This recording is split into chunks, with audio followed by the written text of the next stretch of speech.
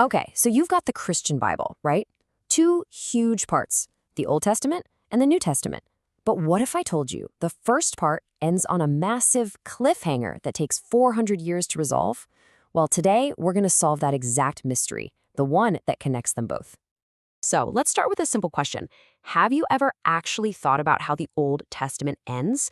I mean, with a collection of books that big, you'd probably expect some kind of epic, wrap-it-all-up finale. But what you actually get is something else entirely. The truth is, it doesn't really have a conclusion at all. It ends with a promise. It's a total cliffhanger. The very last words are pointing forward to someone who hasn't arrived yet, which basically sets the stage for everything that's about to happen in the New Testament. So let's dive in and take a look at that final, crucial promise. It all comes from the very last book in the Old Testament, the book of Malachi.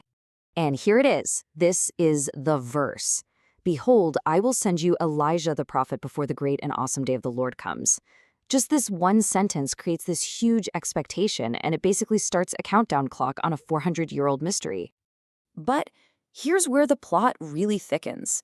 If you look at the text in Malachi a little closer, you start to realize it's not just talking about one person coming, it's actually pointing to two separate figures. The book uses these different titles. You can almost think of them as code names. On one hand, you have a preparer. He's called my messenger, and the prophet Elijah. Then you have a savior figure, who's called the messenger of the covenant and the son of righteousness. The prophecy is super clear. The preparer has to show up first to get the world ready. So this huge prophecy gets made, and then nothing. I mean, absolute silence. For centuries, there were no new prophets, no new messages. It was just this long, quiet period of waiting, a pause in the cosmic story. So you see it here on the timeline. Malachi makes his promise around 430 BC. Then this giant gap. Historians call it the intertestamental period, or these silent years, and it lasts all the way until the New Testament story finally kicks off. I mean, just let that number sink in for a second. 400 years. That's more than a dozen generations of people being born, living their lives, and passing away, all while holding on to this one single promise, waiting for these two figures to finally show up. The anticipation must have been absolutely incredible. And then, after 4 centuries of radio silence, the New Testament opens, and this ancient mystery just starts to unravel with unbelievable speed. All right, so first things first. Let's solve the identity of the preparer, the one called my messenger, and more famously, the prophet Elijah. Who was this guy? You know, what's amazing is how clear the answer is. The New Testament doesn't leave you guessing. Jesus himself just comes right out and says it, pointing to John the Baptist and declaring, he is the Elijah who was to come. Case closed. Now, to be clear, this doesn't mean he was literally Elijah reincarnated. The Bible explains that John came in the spirit and power of Elijah. He had that same kind of fiery, get-back-to-God mission.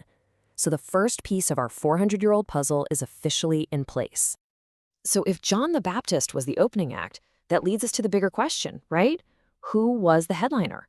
Who was this messenger of the covenant, this son of righteousness that he was preparing the way for? And the sequence of events just lines up perfectly. First, Malachi promised this messenger of the covenant. Then, John the Baptist's entire life's work was to announce that this person was on his way. And finally, John points directly at Jesus and says, that's him. He's the one. And just like that, the mystery that had been waiting for 400 years is solved. The two promised figures are John the Baptist, the preparer, and Jesus, the Savior he announced. The Old Testament's big cliffhanger gets its resolution right at the start of the New. But, solving the mystery is one thing. What this really does is it unlocks a much, much deeper understanding of the entire structure of the Bible. Now that we know who the prophecy was about, we can finally ask why. Why was the story told this way? This connection reveals the core relationship between the two testaments. They aren't just two separate collections of books, they're two acts of the exact same play. The Old Testament is, at its heart, a story of promise. It's always looking forward to a savior. And the New Testament is the story of fulfillment. It's the announcement that, hey, that savior you've been waiting for, he's here.